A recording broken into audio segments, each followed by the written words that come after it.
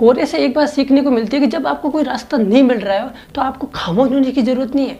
बस दिन प्रतिदिन अपने जो कदम है निरंतर बढ़ाते जाइए, रास्ता आपका खुलता जाएगा। हेलो साथियों, मैं हूं आरजे दिलीप सिंह राठौड़ और आप देख रहे हैं टेक्नो DSR। साथियों, आप सभी के लिए एक छोटी सी कहानी जो आपकी सोच को बदल के रख देगी, आपके नज़रिए को बदल के रख देगी।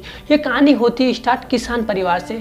एक दिन अपने किसान परिवार होता है जिसमें एक किसान के एक गाय होती है बूढ़ी सी, जो एक अपने नज़दीकी कुएं में गिर जाती है। किसान दिन प्रतिदिन वो सोचता रहता है कि इस गाय को कैसे निकाले। 3 दिन बीत जाते हैं, 4 दिन बीत जाते हैं। किसान सोचता है कि आखिर इसको निकाले तो निकाले कैसे। कुआं भी बड़ा गहरा कुआं। तो किसान के मन में एक विचार आता है कि क्यों नहीं इस गाय को अंदर ही दफना दे। क्यों, काफ़ी बुजुर्ग हो सकी थी, काफ़ी उसकी उम्र हो चुकी थी, काफ़ी ओवर एज हो चुकी थी।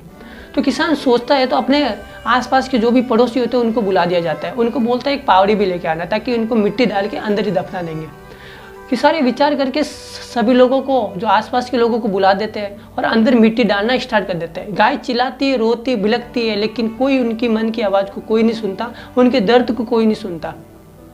तो अचानक चिल्लाना बंद हो जाती है। गाय अपने ही अंदर एक विचार करती है, क्यों ना इस मिट्टी को हम पैरों दल के अपने पैरों के नीचे दबा दिया जाए।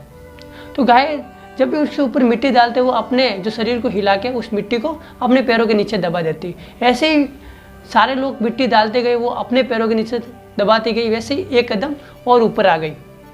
जब सारे लोगों ने देखा तो अचंभित हो गए कि गाय तो अभी तक जिंदी है, अभी तक मरी भी नहीं, दफनी भी नहीं।